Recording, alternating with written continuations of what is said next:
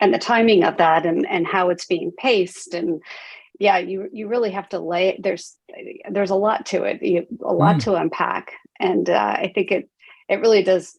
It hooks into all the other things you're talking about, but as you said, with business architecture, it's a very specialized skill set, and you don't want just any program manager coming in to try to figure out what the architecture should look like. And change management experts have that expertise as well. They've done those gap assessments and skill assessments, and they can really understand what it is that we need to communicate and how and when, so that we can make people more comfortable with what's coming, and prepare them and bring them with us on the journey.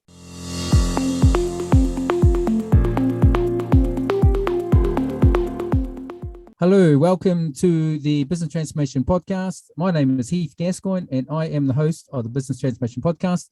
And this is the show for business transformators who are part business strategists, part business designers, part collaborators, and part negotiators. Business transformators have moved past just business design and includes oversight of implementation of those business designs and business transformations, and includes stakeholder management, coordination, and negotiation. If you work in strategy development and implementation and work to ensure that the strategy is aligned to the business design and technology, then you're probably a business transformator.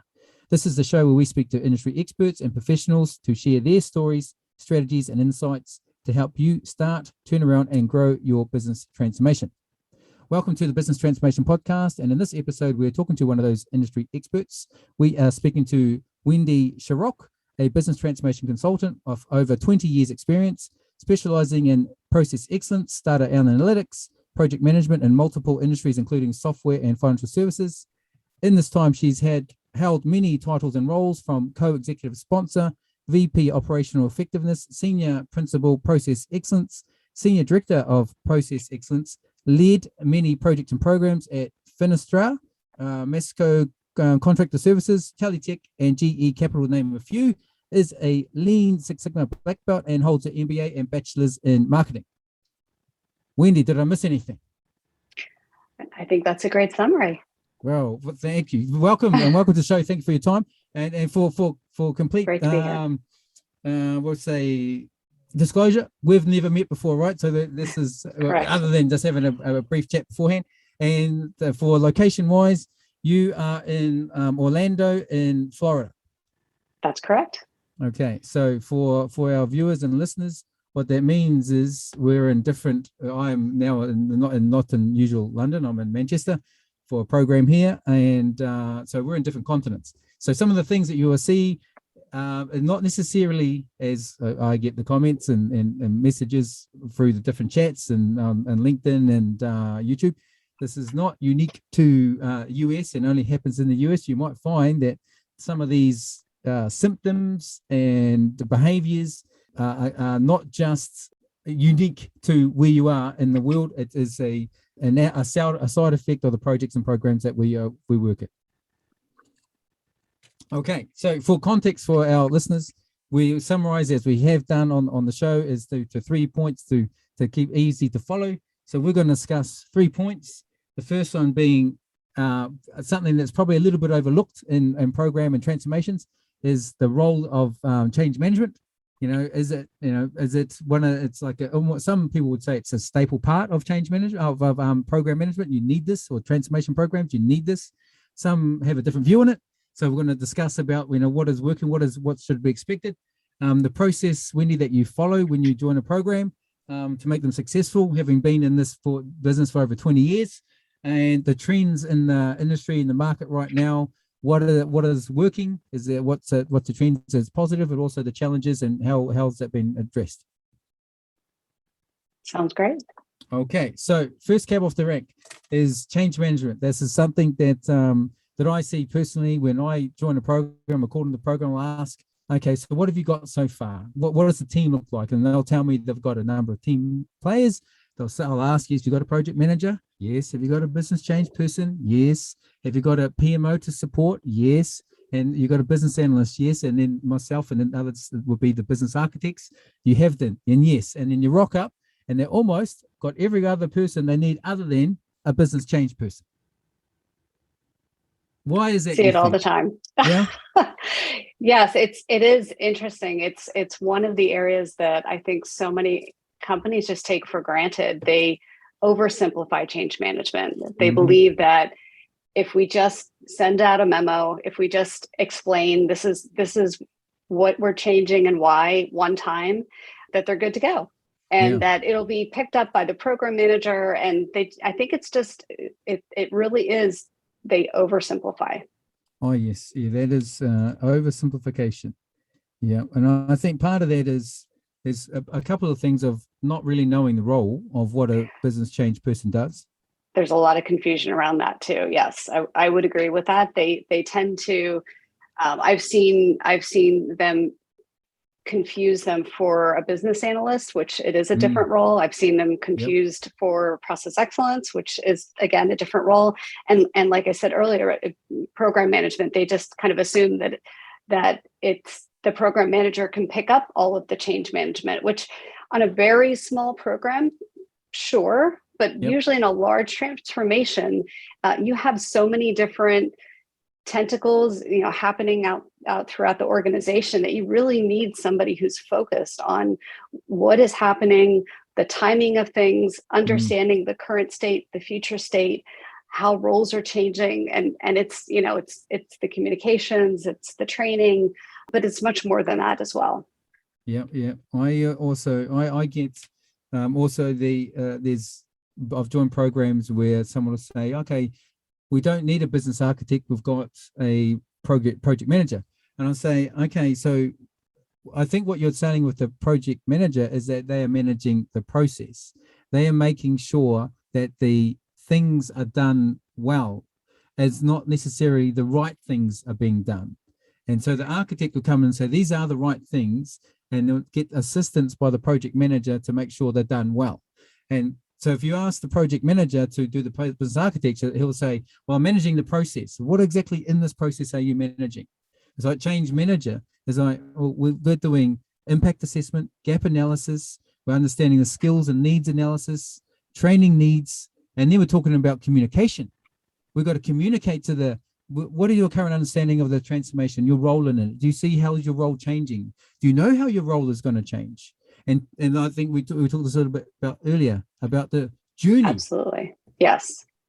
And the timing of that, and how it's being paced. And yeah, you really have to there's a lot to it, a lot Mm, to unpack. And I think it really does it hooks into all the other things you're talking about. But as you said, with business architecture, it's a very specialized skill set, and you don't want just any program manager coming in to try to figure out what the architecture should look like. mm, And change management experts have that expertise as well. They've done those gap assessments and skill assessments, and they can really understand what it is that we need to communicate and how and when, so that we can make people more comfortable with mm. what's coming, and prepare them and bring them with us on the journey. Yeah, that's a key part there. The journey part about I pick on technology a little bit. I don't mean to pick on technology, but they are. I've joined a previous client that when the project started, the first thing they were doing is RFP. They've gone to the market and said, we know what we want. We're going to go to a supplier to build it. And I You said, have to start with the customer experience, and then figure out what the right solution is, right? absolutely, yeah. Absolutely. Yeah. Customer or first, people first, or people led.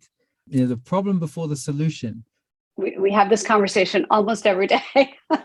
Yes, I'm currently working with a team that includes a business architects, a business solutions team. Yep. And that's the question they're constantly asking is, what is the problem we're solving for? Whereas others are coming forward with, we have this specific need, and it's kind of like the tree in the forest, and they're not looking at the forest. I feel Yeah. like, as business architectures, you're looking at the forest, and how to make sure that all the trees are the right trees in the right Yes. place, Yeah. and you don't have too many trees. Yep. So Yeah. there's a lot there. But Yeah. to your point, what is the problem that you're solving for? and then, why are you implementing the change? What is the benefit that the organization is going to see? How does it affect me? What's the WIFM? What's in it for me? I And love that. That's the yeah, WIFM. Yeah. What's in because it for me? that's Yeah. what people care about, right? What does this mean for me? Like, how is Yep. my life going to change? What do Yep. I need to do differently? Yeah. And Okay. So the audience, if you missed that, okay, if you missed that, Wendy is in another continent. You might have heard the last few podcasts, and I said the same thing, and Wendy said it first, is about what's in it for me. That's the WIFM, which is it's the radio station that everyone is tuned in to. What's their interests? Is it being represented in this project about this journey you're about to go on? So for context, this is not something that's happening in America or happening only in the UK. This is like, okay, there's a thing here, and this thing is people will look for what's in it for them. So if you're not, like I see in this, even just joining this new program here, that there's a lot of interest about technology. I said, but you've gone straight to the technology solution again. You've not asked the question, what's the problem? That's talking about design principles and I go, yeah, okay, these design principles seem to be very, I don't know, interesting and probably useful, but I don't know the context. I don't understand what they're helping. Yes, we need governance, and yes, we need process excellence, but what problem are they solving? They said, well, we could give you last year's history, but it's going to take a long time for us to explain it. And I said, well, you don't have to give me a whole year's history, but you need to tell me the problem that they're addressing. You're just giving me answers here to a problem I don't know exists. So, and I think what you'll find is that when you go to get something approved, the business or the design authority or the board you're taking to will go, what's the point? Right.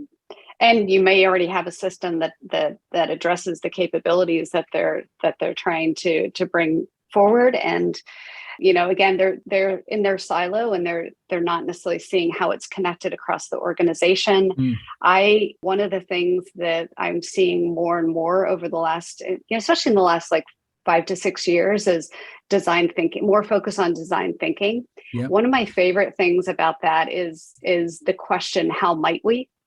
So it gets people to step away from that. Here's what we need to do. And they're jumping to a solution, which is another thing that I try to get people to hold back on. I think you're saying the same thing in a different way. But it really is like, how might we, if we could just start from scratch and we really put ourselves in the mind of the customer, in the shoes, and walk through what it is they're really trying to accomplish, the capabilities that we need to in order to accomplish that. How might we build a solution that would be an amazing experience? And so that's something I like about the design thinking. I know that's just one of a whole framework behind it, but and methodology. But it's a great mindset. I feel like it brings to the table. Yeah, I think there's the touching on there is the mindset part. I think that's understated or under recognized. I don't know, the ability or an element of transformation that people haven't quite, or both the companies who are going for transformation, but consultants coming in to help them change. They don't understand if it's mindset or culture or both, that you have to understand where these people are and meet them where they are now and go, okay, like previous client, they just let go of 20 or 70, was a third of the staff. And my role there is a business architect to come up with the target operating model. And part of that was, okay, you've got this process you're doing, and now you need to build this capability. Your current organization structure can't handle this future model. You need to increase the staff. And I was told, you can't say that. And I said, what do you mean? I said, well, they've just let go of a third of the staff. You can't be talking about building up the staff again because they just let go of a third of the staff. And I said, well, a couple of things. Part of the old conversation is that we will raise these suggestions, recommendations that may be uncomfortable. But if we don't, I think we're doing a disservice, because we know that there's a gap and this is how you'd fill it. But you're told that you can't say certain things. I said, well, no, this part of what we're doing is understanding where these people are right now and what they want to achieve, and then say, okay, so you've just been for this restructure. Okay, it's sensitive. So, we're sensitive about that conversation. And so what's their mindset like? Well, they will talk. They actually say, the previous clients would say, oh, we had amazing staff here before, amazing staff. And I said, so where are they now? Oh, we had to let them go. Let's let them go. It said, oh, yeah, like 30 or 40 years, and they will become expensive in terms of retirement packages. So they made a decision to let them go before it would cost them the arm and leg. And I was going, yeah. I was like, what are you? So what's the vision for this company? And let's start there. Like, I think your approach has the vision in it also. It's like, so what's the vision? And how do you, how do you build a capability to support that vision? It's like, okay, but we're going to have these conversations about mindset. So where are the people now? Understand what change they've been through. Are they change adverse? They're open to change. Do they need hand holding? What are you going to do? Or you're just going to say, here's a solution and we've made a decision for you and this is what it's going to look like. One of it's a simple thing. And I found that it's incredibly valuable in terms of part of a broader change management strategy, but identifying change agents to represent all of those kind of employee groups. First, I do want to just take a step back just in hearing what you just described. I also, something I'm super, super passionate about, and I feel like many companies are finally coming on side, but it drives me crazy when companies don't treat employees well, because if employees, the employee experience drives the customer experience. Yes. And it's a very strong correlation. I want to say it's like 85%. If you don't care for the employee experience, you are not going to have a good customer experience. Yep. So to me, it's kind of game over. So I feel like nickeling and diming is just not going to get you there. Sorry, just had to say that out loud. No, that's good. I'm going to quote you on that one. Yeah, employee experience drives customer experience. Yeah, I had the previous client just recently, and they had already with their decisions about all technology first, and I'd say, hey, look, I think what you need to do is you've got to go to the business and ask them. And they said, oh no, the business is not interested. I said, what do you mean? You've got guys and girls here, it's your staff members that have been here like 20 to 30 years.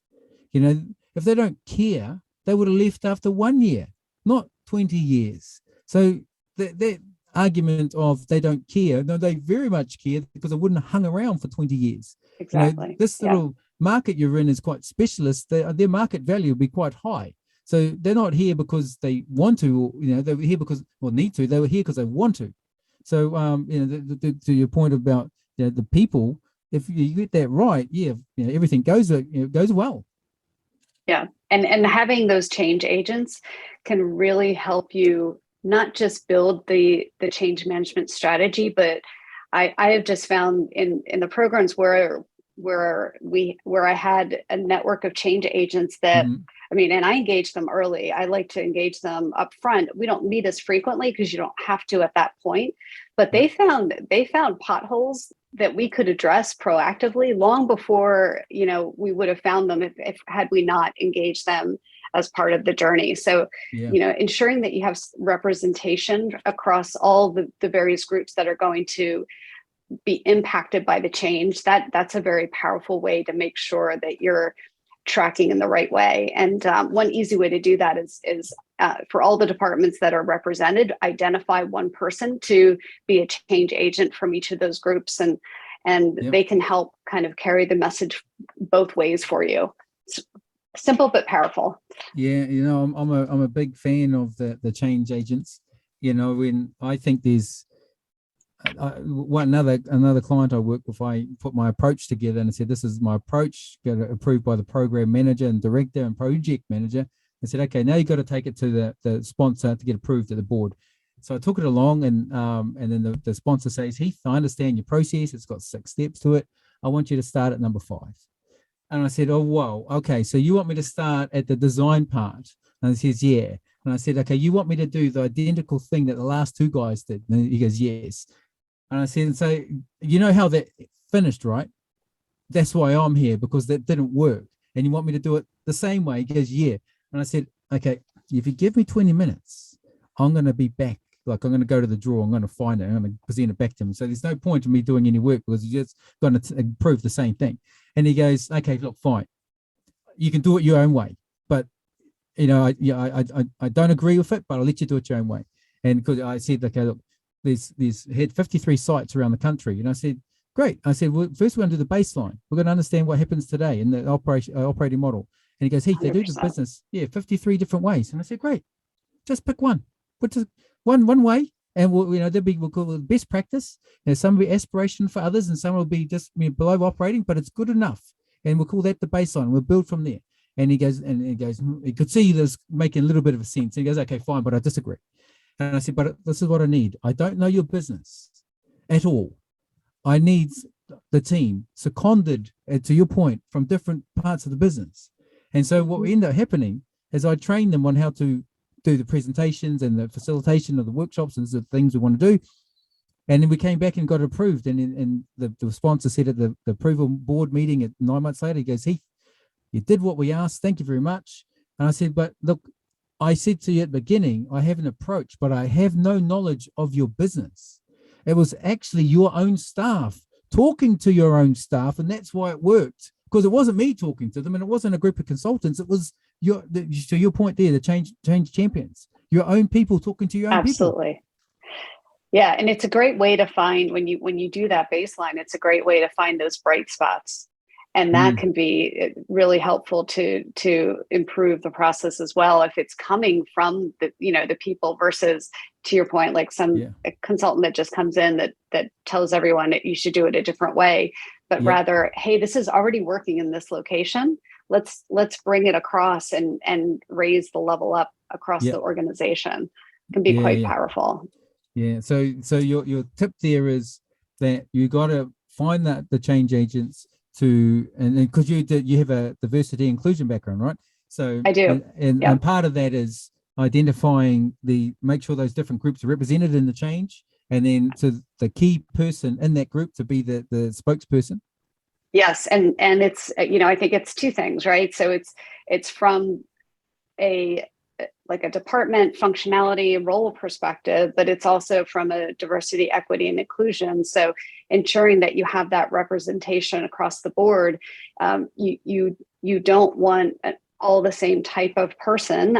Your customers aren't that way. So, having that diversity, both in role and from all the other aspects, gender, person of color, et cetera, you want as much diversity as you can.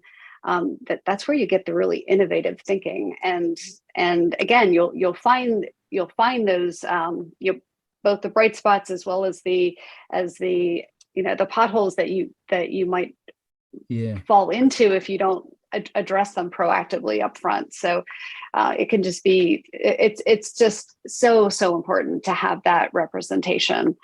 And it's something I'm quite passionate about. Yeah. The bright spots and also the blind spots. The blind spots, that's probably better than a pothole. Let's keep that. Okay. No, it's absolutely. All right.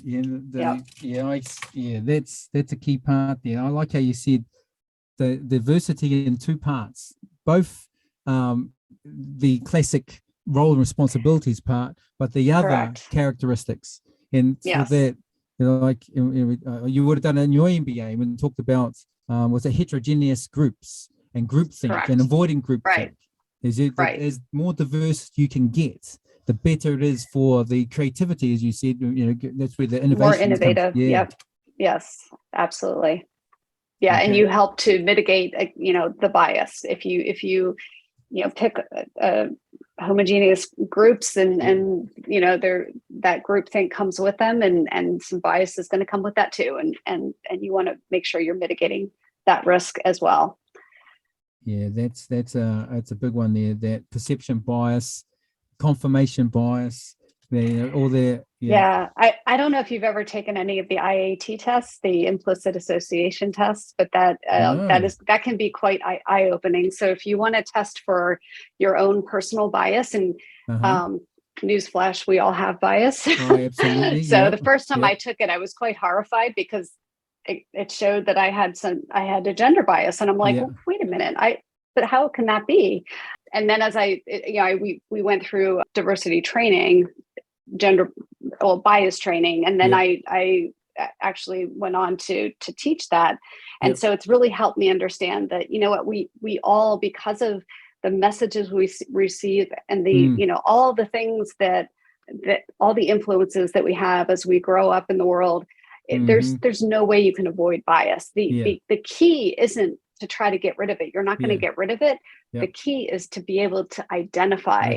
I can now tell when a bias kicks in. So if I stick with a gender bias as an example, many times when a female violates the gender norms, in other words, if a female is like too strong in her opinions, you might react to that because she's not behaving the way that, according to the norms.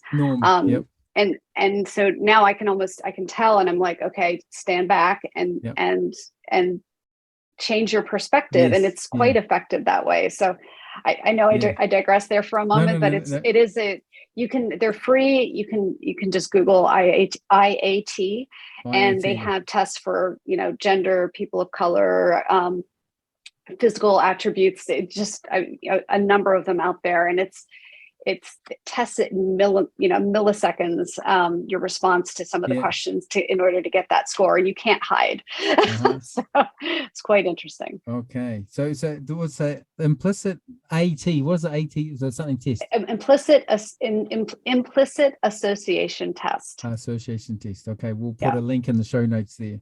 That'll be interesting. Yeah. I'll get the link and we'll get the link and add it to there.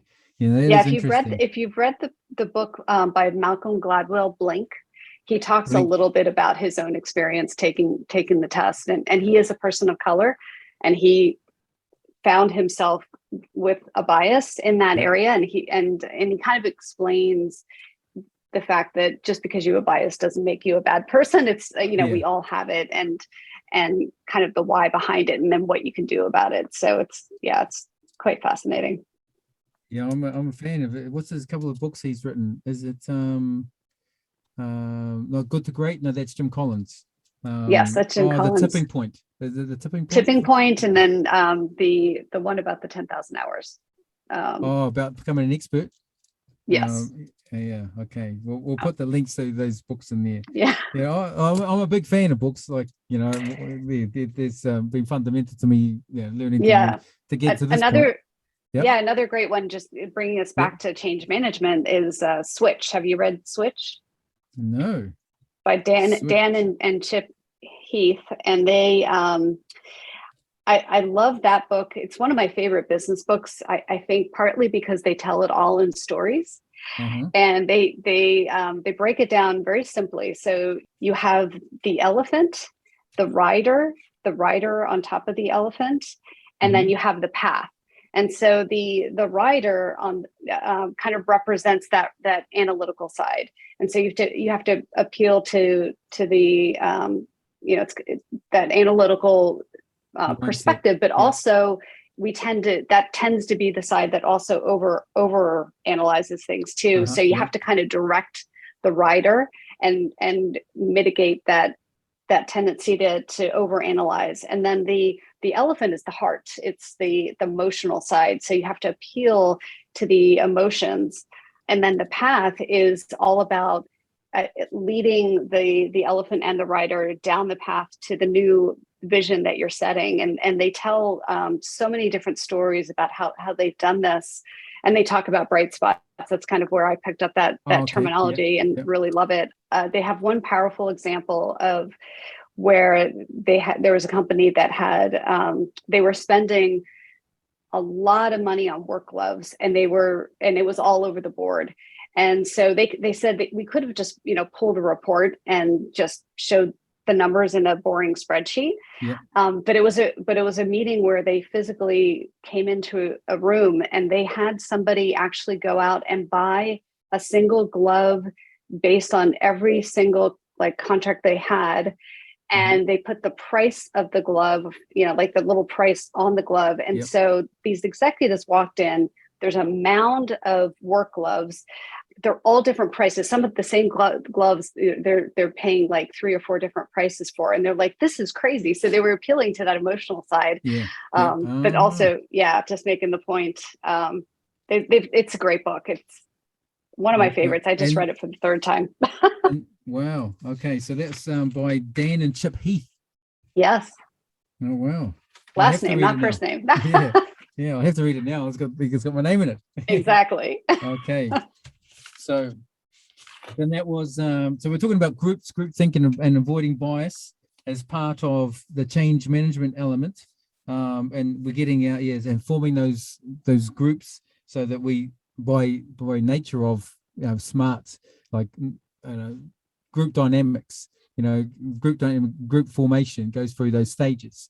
That we be smart about putting those groups together, smart about identifying our change champions that has those qualities. With they've got the roles and responsibilities elements, that it's diverse in that sense, and then diverse and inclusion and equity. It's diverse in that sense that you've got the representation across your different people in the organization that they're represented. We talked about there that the homogeneous, so the groups. So we got creative thinking. We're not all group think, and then we can take a test. So if we're if we're not very conscious ourselves, we might have a natural tendency. But to what you said, I'm also the same. That we by nature that we have these bias, and it would be helpful to self-assess, and if we're honest to ourselves, and probably some people would say no, I've got no bias. People definitely react differently to it, and not everyone's open to it, but I do strongly recommend it. Me too. I think one that's taking a test, or even personality tests, like the Myers-Briggs, people were threatened by that idea, and I said, well, I look at it, the Myers-Briggs is 2 ways. It tells you about your preference, but it also tells your preference about how you like to behave: introvert, extrovert, feeling, sensing, or intuitive. And the other part is, well, if you are wanting to, or some part in your career have got you to a certain level, that behavior of your personality that's displayed by the Myers-Briggs has got you to that point. And if you want to go to the next point, then is that same behavior that you need to get to the next point.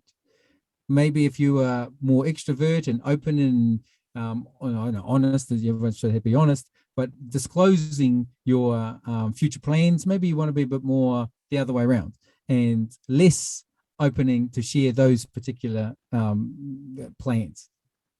I love Myers-Briggs. I love all the personality tests as well. I kind of geek out over all those, and I think, to your point, it helps you better understand yourself, so that you can apply your strengths and your passions in the right way. And I think for me, I do swing to the introverted side. I kind of consider myself an ambivert, but slightly to the introverted side. And of course, it doesn't mean I can't talk to people, right? Like it doesn't mean that that's not a problem. It's just, after I did a training, actually I facilitated a workshop the other week, and so for a few days, I was kind of on all the time, from early in the morning until even into dinner time and drinks afterwards. And when I got home, I didn't go anywhere for a couple of days because I had to recharge.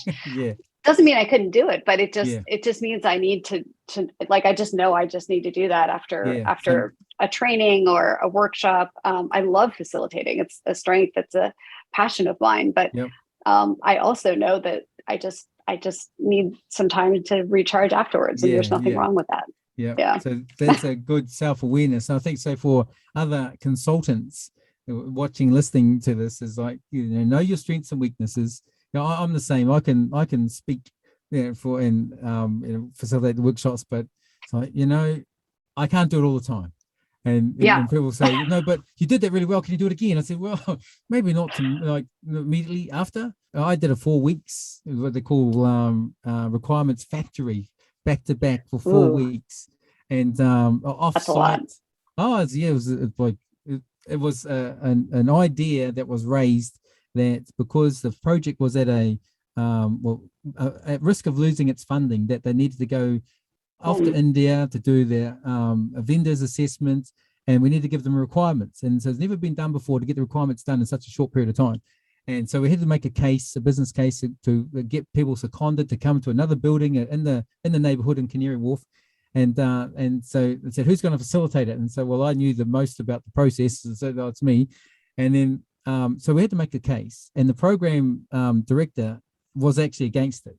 And at the end of it, she approved and we got it done. And then at the end was, well done. He did this. I said, but if you were watching in that room at the time, there was two facilitators, two note takers. I was facilitating, but it was a massive group effort. And they said, but can you do it again? I said, whoa. No. Yeah, no, it does. Like, if you know you're good at it, but it's not your maybe preference, like it wasn't really my preference, I would quite happily, do the architecture. But no, I've got a lead thing. And so, but if you know your preference, you got to take the time out and recharge, and then you come back and do it again. Absolutely. Yep. Okay, so we were covering change management, and that the probably one of the to the earlier points, that it's one of the most maybe unrecognized or misunderstood role in programs, probably a key an element or in a project. There's you can't just throw anything change management, or like we had the earlier conversation about agile and what is agile, and people say no. Right. Yeah, so okay, it would be helpful if you define what is change management in your organization, and then what is a change manager's role in that organization. And because you can get someone that does change management around business change and impacts and gap analysis, and then you get part of that role, maybe even a separate role, communication. And so some will say, well, we've got change managers, but they don't do communication. Or we've got comms. And so well, okay, yes, you need communication, and communication isn't a one-time event. It's an ongoing event. Similar to training, right? Yeah. And I think, and it depends on the program and the structure, the kind of the infrastructure. In my experience, I had a change management team, and where they really kind of focused their efforts were definitely starting out with like the gap assessment and getting a lay of land, and then coming up with the plan. In terms of the communication, they were helping to craft the message. They still had to interface with the communications team to get the message out very often. But the change manager, I think you have to play a part in that, because when I take a step back and get started on any initiative, the first question I'm asking is, why are you doing this change? Like, what is that case for change? And how do you communicate that vision to others? I think once you understand that kind of sets the course, and now you can start to explore the other areas. And I think it's, the people process technology is a great, it's used a lot. And I think it's because it's a good way to think about it. So, I think the change manage practice comes in to say, like, who is affected and how. So what's the baseline? What are they doing today versus what do you need them to do differently in the future? Yep. And then the technology, what is the technology today? How is that changing? Yep. And the, putting it all together with the process piece of it too, to say, okay, where are they today? Where do they need to be tomorrow? So just, it's really marrying all that together and then charting a course. So it's different than a project plan in my mind. Usually you have the project plan and then you have a change management plan. They complement for sure. They're connected. And they have to stay in lockstep, right? Every time you're changing a go live date or what have you, you're having to kind of move around some of the key change dates that you're targeting as well. And that go ahead. Yeah, that two parts there about the project plan and a change management plan. That is, I think that part there about the change management plan is misunderstood. And that Agree. people need to will go through a journey, and part of that journey is the communication. And that earlier you said about the change management, the project management plan is the structural changes, the hard changes. Right. And what we're talking about when you say about the process and technology and data, and it's also the people part. And so really the project plan is covering the process, hard changes, the technical changes, and then of course the data related to both the process technology changes. But then the element, the really the people changes is in the change management plan. What's that communication like? Taking them across the journey. What is their role? How is that changing? What's their role today? How's it change in the future? What's training needs? Oh, we need to develop training to fill those gaps. Okay, we've sort of developed that training to fill some gaps. Start the training development early, so when the training is rolled out and it's ready and the staff is trained, the technology and process changes are also, if we're lucky, at the same time, and then we can go live. But right. Yep.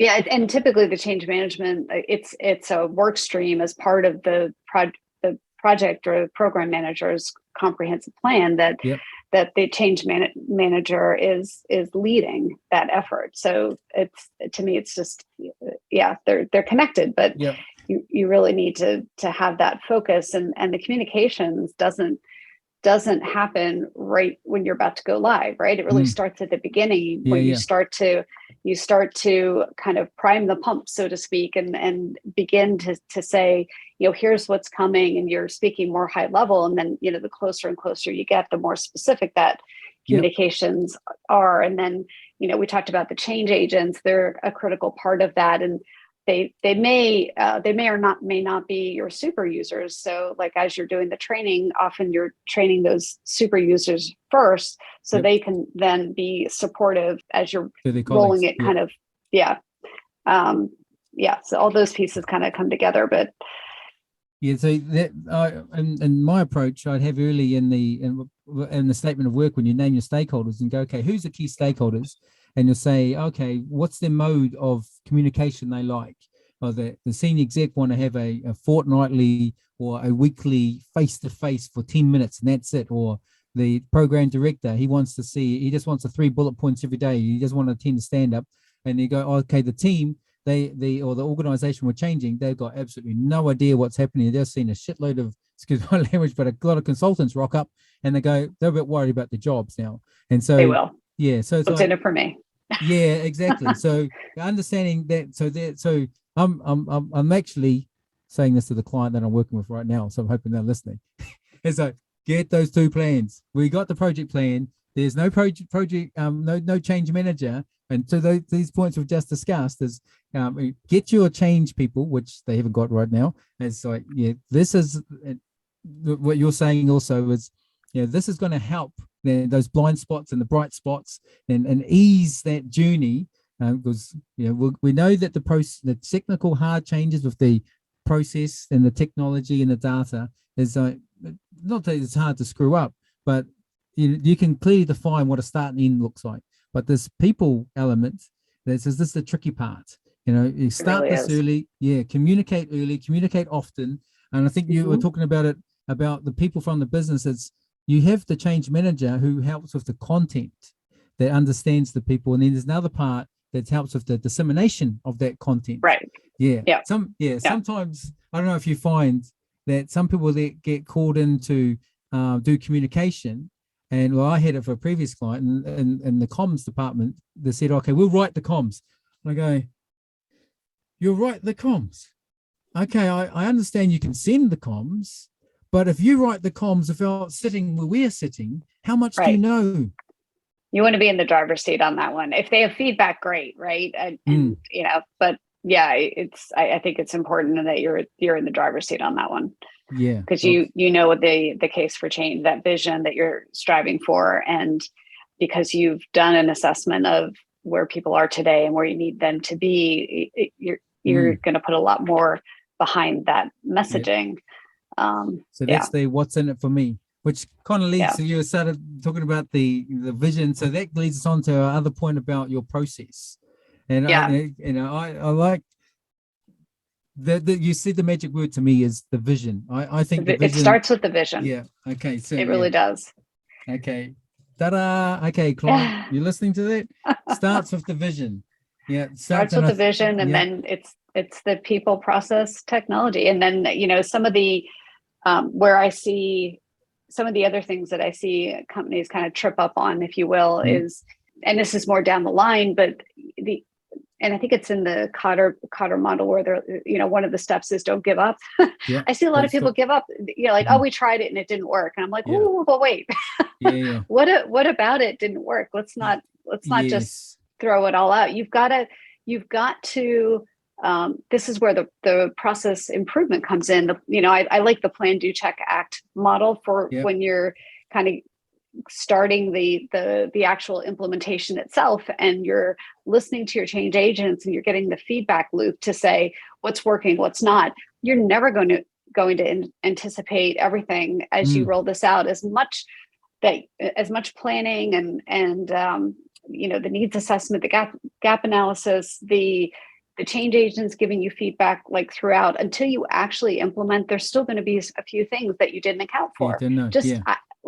It's just going to happen. So be ready for that so that you can course correct quickly.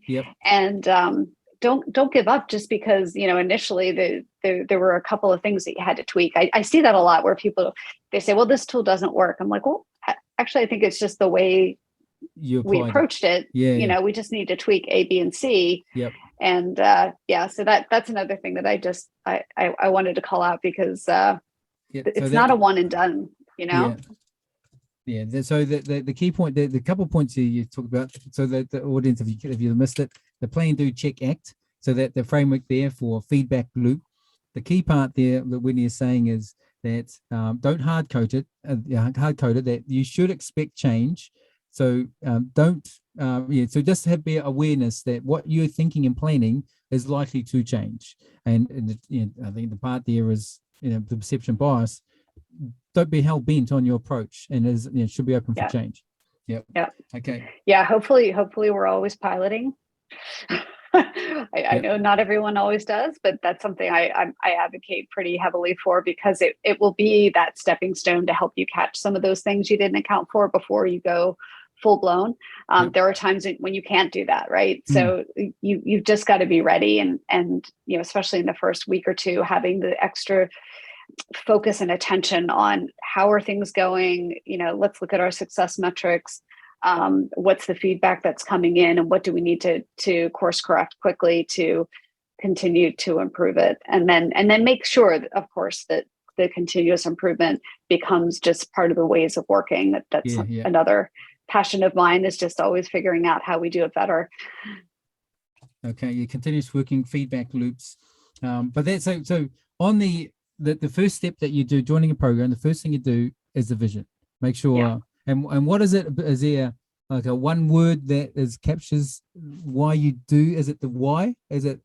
It is the why. Yeah, absolutely. Why are you making this change? Like why is this important to the organization? And then I think what follows that is, what are the benefits that will come along with that? So helping people understand that why is super important. Otherwise, they're not going to want to take the next step, right? Yeah. And that's the WIIFM, the what's in it for me. So okay, so when you're coming up with this vision, like I say to my clients, is that we've got the vision for the organization. So strategically the vision. So, and then that's the why for strategic, for where the business wants to head. And then you have another why, I call it little y, there's the why for operations. And those are the business benefits. So there's a relationship. That's a good way to say it. I like that. Yeah. Yeah. So some people, when I say that, they say, well, I didn't say less are important. I said this is big, as in this is where the business wants to go, and this is where we're going operationally, how we're going to improve on a day-to-day basis, where you'll see those changes. And so with this top level, like I try, well, that's the goal, is to get the senior executives to say, this is the future, this is what, tell me the future, your point to the why. What does that look like? Why are we doing this? Oh, we want to be the number one border force in the world by 2022. Okay, that's the why, then that's the why. It's your why, that's your what's in it for me. And then operations will turn around and say, in terms of border force, I did a border force program, they'll say, oh, we want to clear a plane through border control in 30 minutes. Right? So what does that mean? Oh, we want to have fuzzy logic recognition on all our passports in split second. Okay, so the operational benefits are slightly different to Yeah, but they feed each other. If all these they're benefits connected. but what usually happens is the confusion is when you onto a project, everyone says, well, I got my why and I've got my why. And so, okay, there's layers in organization, strategic, operations, and projects. Yeah. When we say this why, this is our strategic why. When we say this why, it's our operational why. And so we want to be talking to the executives. What usually happens is that people move up and down, or the guys from executives come down into operations and say, no, this is what I want. I say, no, that's a different conversation for you. And that's from here, your strategic why. So how do you manage the different, I think that's a part of another challenge is you've got different level of stakeholders up and down the organization have different wants and needs. Yeah, and I think the key is connecting them, right? So it's I kind of go to the I don't know if this directly translates, but I think about from a Six Sigma perspective, Y is a function of X. So those little Ys are, as you cascade them down, it should all connect back up to that overarching vision. And that means that you can't just come up with your own why. Like everything Hoshin planning is it's that concept of everything connecting. And usually at that executive level, if you put the metric next to it, it's your lagging metric, right? So, that's your lagging metric. And then what are some of those leading metrics? And that's where you can start to look at the operational level. So what are the operational or the process metrics that are going to help you get to that ultimate Y metric for your Y as a function of X? I use Visom and vision, strategies, objectives, and measures. And so with the strategy, so what's your people strategy, your process, technology, and data? Each one of those has an objective, and of each of those objectives, there's a measure of success. And then they will be just your strategic measures to measure our success and progress towards it. And then operations will have a similar one. But the key part there is what you're saying is measure the progress. And if it's the plan, do, act, check, it's the same thing. It's you got to measure how effectiveness, the feedback loops, what are we doing well? You look at your baseline, what was the improvement? Did it do what you expected it to do? Otherwise, you need to make some tweaks and continue to monitor it. Yeah. I think maybe, do you see any issues there where people don't do the review, don't do the feedback, or they say, oh no, we're not going to follow agile approach, so we're not going to do all the ceremonies, and therefore no retrospectives at the end of a sprint, and then so there's no feedback loop. Yeah, so I do see it. Unfortunately, my mantra is, I don't care if it's you're following an agile approach. I don't care if it's a waterfall. I don't care what it is you're doing. And it's part of my DNA. Like, even my home life, I'm constantly like, how do I do that better? It should just be part of your DNA. You should always be striving for, how do we do it better the next time? And it comes from a place of, let's look at the process, not the person, right? And really explore what's working well. Let's continue to do that. And then, what are the areas that we can improve next time? Yeah. Okay. It's that mindset again. You used that word earlier, and I think that's a part of it. Okay, it's got a theme there, the underlying theme there of the mindset. Look at the process, not the person. Absolutely. I like that one. Okay, so first step, we've got the vision, you've got the why, you've got everyone on board, we've got the what's in it for me. Yeah, and then the second one was understanding the benefits. What is it you want to achieve? Yeah. Yeah, and then I think from there, it's what is that baseline? What is what is the current state of you mentioned culture. So from a people perspective, what is that cultural, what's the temperature of the culture? Where are people? Like you mentioned, being in an organization where everyone was just, a big chunk of the organization was just laid off. You need to understand that to factor that in. What are the roles today and how are they going to change? So to me, those are some of the people aspects, and you need to get it down to to the process level. So then comes in the process. What is the current state process today? And how does that what is the future state? How do you bridge that gap? How do you take them down the right journey? And then the technology. And I purposely say technology last. You mentioned a lot of people jump to the technology first. I agree with that statement. And I try to hold that back, because I think you first want to envision what that ultimate future state looks like. And then what is the best technology that facilitates that? Yeah. So I just thought, sorry, saying so listeners, you're listening there. This is Wendy just said, this is technology to support possibly the business or enable the business, as opposed to the other way around, where it is technology first and what does the business do, or maybe shoehorning the business changes to suit the technology. That's right. Yeah. Understanding the business first and then technology to support the business. Yeah. I'm sure as an architect, it drives you crazy when people say, I want to implement this application or a solution or what have you. And it's the wrong place to start. Yep. And you also said about needing to get to the process. So I'm a big fan of that. And you're a process excellence, project operational excellence background. So, I believe that when you do these massive changes now, and regardless of how big they are, organizational change, organization-wide, enterprise-wide, is where you're making the changes is in the process.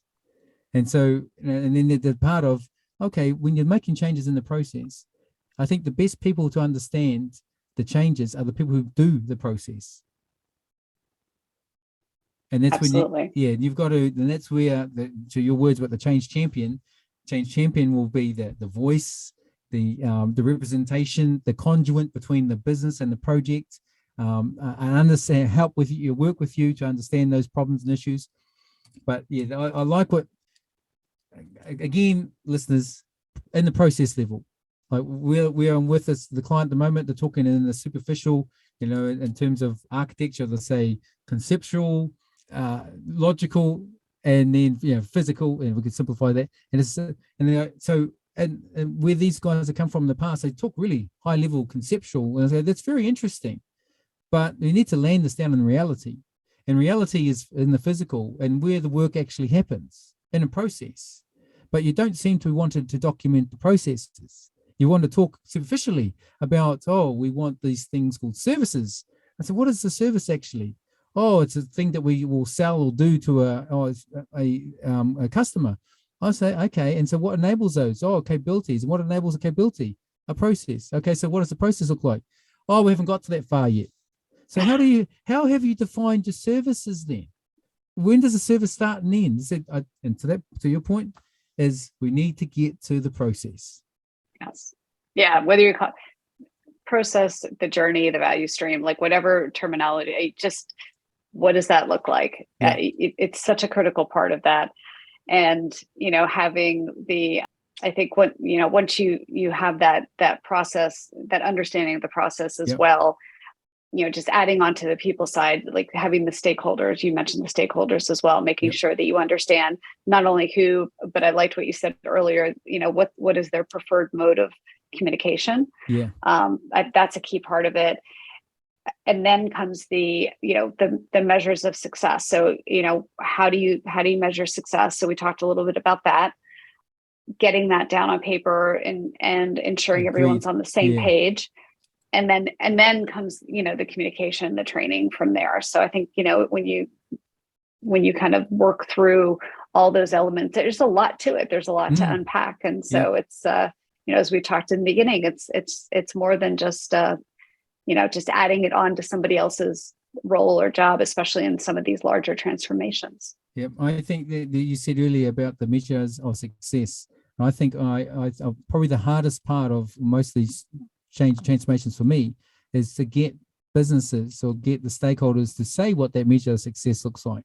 Because when they do, it's like they've drawn a line in the sand now, and this is how they'll be measured. And they go, well, if they don't say, they won't be measured. And if they won't be measured, they can't get it wrong, and they can't be crucified for it going wrong. And so people are reluctant. I don't know if you found that, they're a bit reluctant to. Very much so. Or they might say, we don't have the data. Yes. that's the other kind of pushback I get. So Yeah. it's like, okay, great. How do we get it?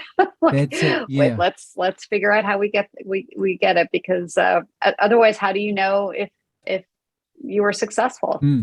Yeah. And I think that's, And what gets measured gets done, right? So it gets, it yes. helps everyone align to that vision, and make sure that we're all kind of rowing. And I was in the rowing team in college. Like, you want to make sure that everyone's putting their oars in the water at exactly the same moment, right? Yeah, So yeah. you got to make sure everyone's on the same page. I like that. What you see, the team effort. But that what gets measured gets done. Yes. Mm-hmm. Yeah. That's like if you don't measure what you can't improve what you don't measure. That's right. Yeah.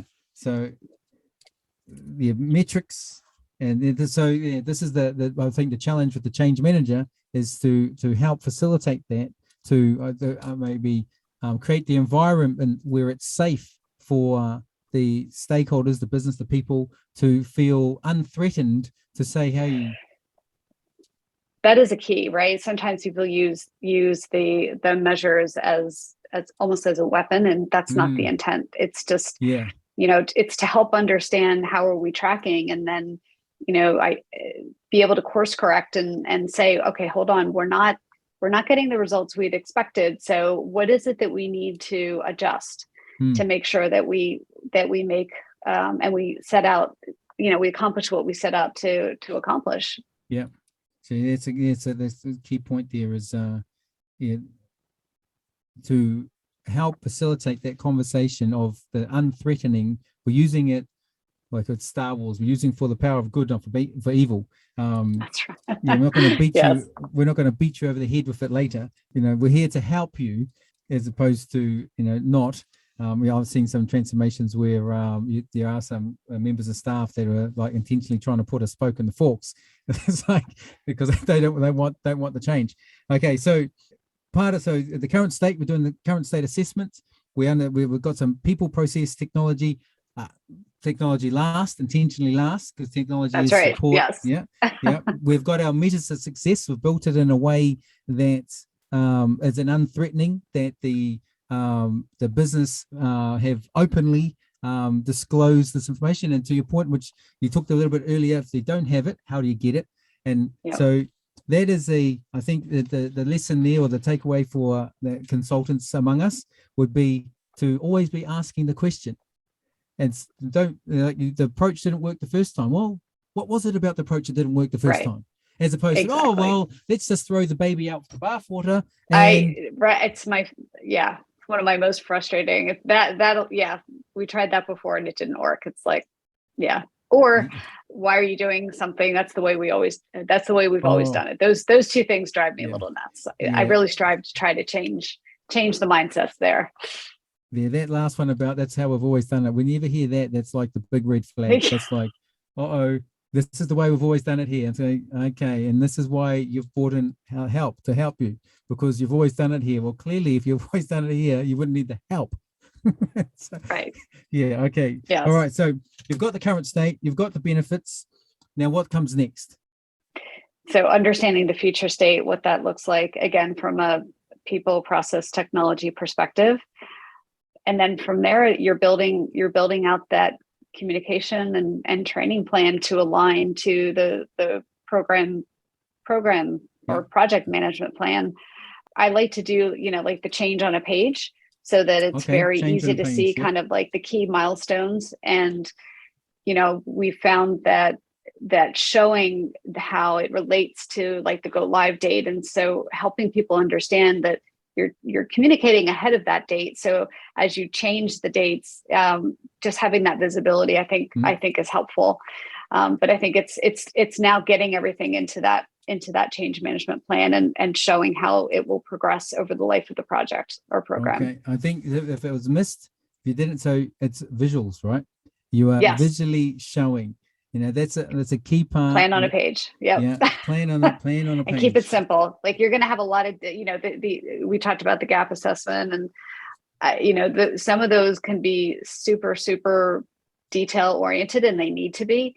But I think you also need to have those, kind of the simple visuals, again, depending on your audience, right? Like at the executive level, that plan on a page, the people process technology kind of summary, just helping people get aligned to, what is it that we need people to do, and how do we need them to think differently, and then how will this progress over the life of the program?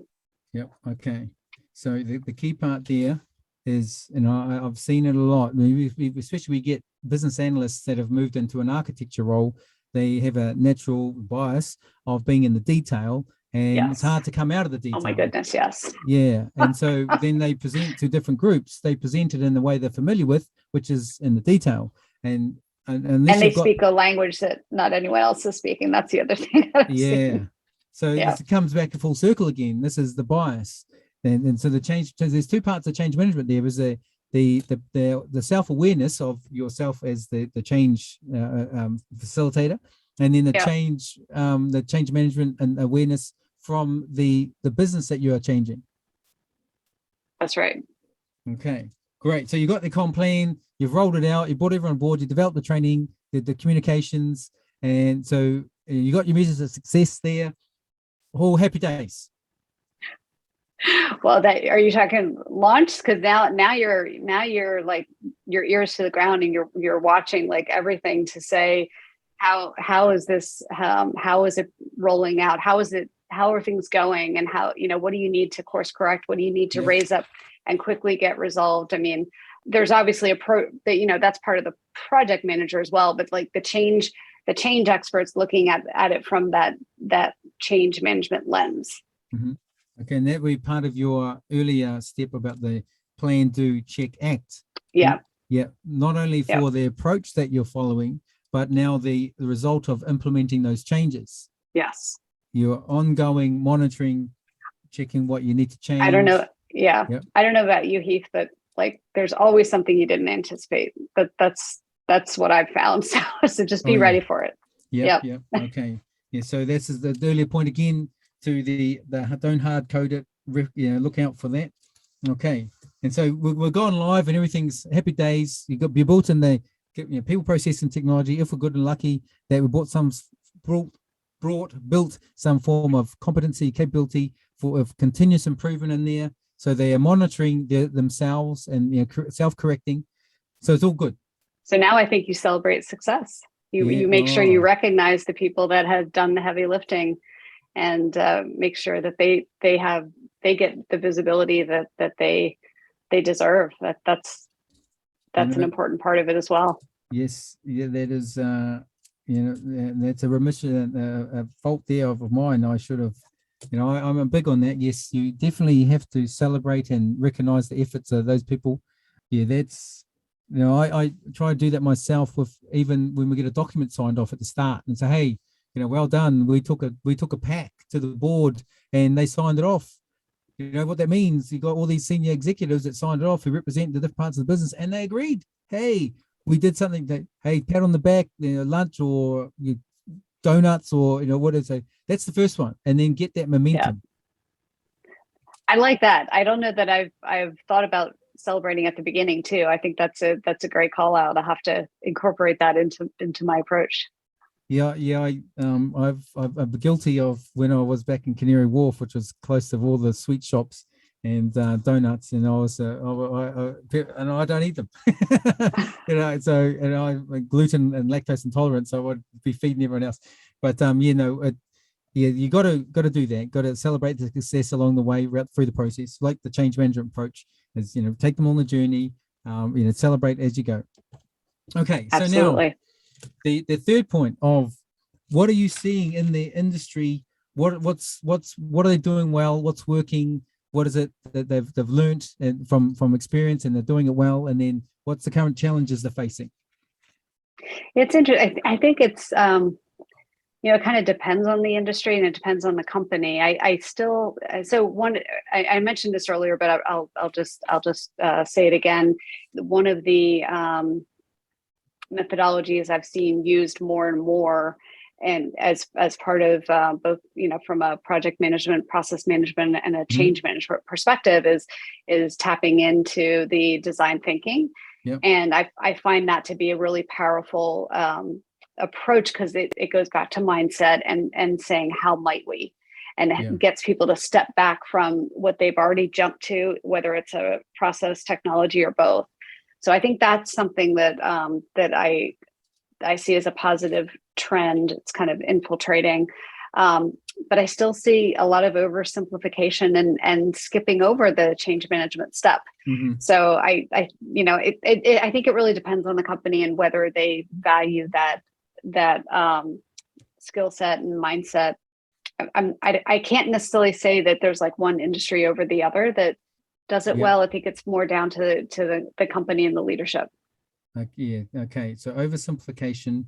And so what is the remedy for that? Is it to say, let's go back to basics? Let's go back to first principles?